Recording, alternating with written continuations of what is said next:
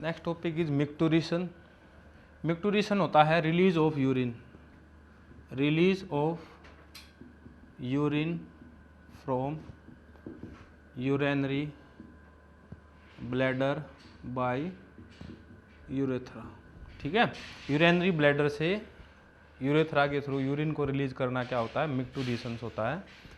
जो मिक्टूरिशन की प्रोसेस है ये हमारी एक वॉलंटरी प्रोसेस है।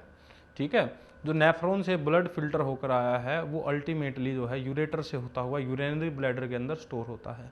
ठीक है, जब ज़्यादा यूरिन यूरेनरी ब्लैडर में स्टोर हो जाएगा तो वो एक प्रेशर क्रिएट करेगा यूरेनरी ब्लैडर्स की वॉल्स के ऊपर, और जिससे एक रिफ्लेक्स रिलीज होगा, और वो रिफ्लेक्स हमारे हाइपोथैलेमस, हमारे सीएनएस सेंट्रल नर्वस सिस्टम तक जाएगा, और सेंट्रल नर्वस सिस्टम से हम एक वॉलंटरी रिफ्लेक्स दे करके उस यूरिन को रिलीज आउट कर देते हैं। तो ये तो हो गया हमारा मिक्टूरिशन।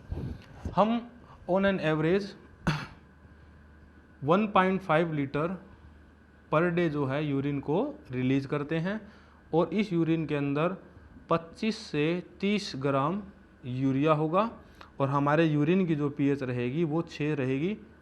ठीक है, कितनी पीएच रहेगी, स्लाइटली एसिडिक रहेगा, और हमारा यूरिन जो है येलो वाटरली फ्लूइड रहेगा, और जिसका एक ऑर्डर होगा। देखिए, जो हमारा यूरिन टेस्टिंग होती है वो बहुत ही इंपॉर्टेंट होती है डिजीज डायग्नोसिस में।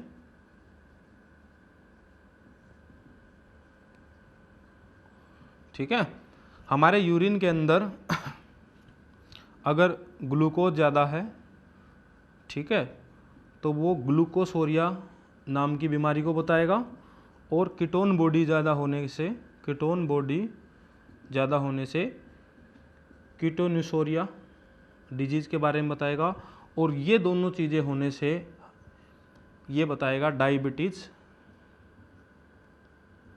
मिलेटिस के बारे में। किसके बारे में, डायबिटीज़ मिलेटिस के बारे में। ठीक है, अगर इन दोनों की प्रेजेंस, ग्लूकोज की और कीटोन बॉडी की प्रेजेंस ज़्यादा है तो ये डायबिटीज़ मिलेटिस को शो करेगा। ठीक है, ये था हमारा टॉपिक मिक्टूरिशन।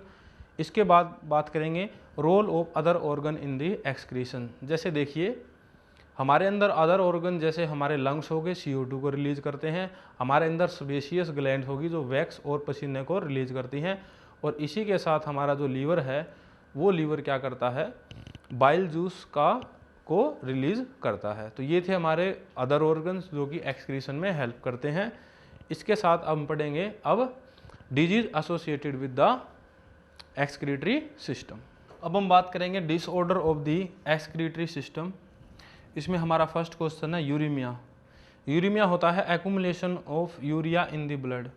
देखो, जब फिल्ट्रेशन जब ठीक ढंग से ना हो तो जो यूरिया है वो हमारे ब्लड के अंदर एक्यूमुलेट रहेगा। ठीक है, तो इस डिजीज़ को बोलते हैं यूरीमिया। ठीक है, तो इसके लिए पेशेंट को क्या कराना पड़ता है, हीमोडायलिसिस करानी पड़ती है। हमारे जो ब्लड है उसकी क्या करानी पड़ेगी, डायलिसिस। तो इस डायलिसिस में क्या होगा, हमारा जो ब्लड है, पेशेंट का जो ब्लड है वो बाहर एक डायलिसिस यूनिट में फ़िल्टर किया जाएगा, और उस डायलिसिस यूनिट में एक हिपेरिन एंटीकोगुलेंट डाला जाएगा कि वहाँ पे उस ब्लड का कोगुलेशन ना हो। ठीक है, और उस ब्लड को वापस ट्रीट करके फिल्टर करके पेशेंट के अंदर डाल दिया जाता है। ठीक है, तो बहुत सारे पेशेंट हैं जो इसी डायलिसिस से ही जो है ठीक होते हैं, या कुछ टाइम के लिए क्योर किया जा सकता है। फिर है रीनल फेलियर। रीनल फेलियर होता है किडनी फेलियर। जब हमारी किडनी पूरी तरह से फेल हो जाए तो उसको बोलते हैं रीनल फेलियर, और रीनल फेलियर के केस में क्या कराना पड़ता है, पेशेंट को किडनी ट्रांसप्लांट करानी पड़ती है। और एक बात और ध्यान रखना स्टूडेंट, जब कभी भी कोई भी ऑर्गन ट्रांसप्लांट कराना पड़ता है तो सबसे पहले उसके इम्यून सिस्टम को मैच किया जाता है, क्योंकि जब तक हम इम्यून सिस्टम को मैच नहीं करेंगे तो ऑर्गन का क्या हो सकता है, रिजेक्शन भी हो सकता है। फिर हमारा टॉपिक है रीनल कैलकुली। रीनल कैलकुली का मतलब होता है स्टोन जमा हो जाना। ठीक है, स्टोन और insoluble mass of crystallize salt in the form of oxalate form in the kidney. Kidney में जैसे पथरी टाइप कुछ हो जाना क्या होता है, रीनल कैलकुली होता है।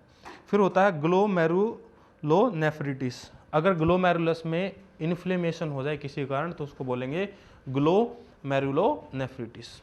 तो ये था हमारा topic excretory products and their eliminations. ठीक है। तो स्टूडेंट आपने एनसीईआरटी और एनसीईआरटी एग्जाम्पलर प्रॉब्लम को पूरी तरह से वहाँ से एमसीक्यू और जितने भी इससे रिलेटेड एमसीक्यू हमारे पीएमटी में आए हैं उनको आपने रीड करना है, और उससे रिलेटेड जो क्वेश्चन हो कमेंट बॉक्स या मेरे व्हाट्सएप पे आप भेज सकते हो।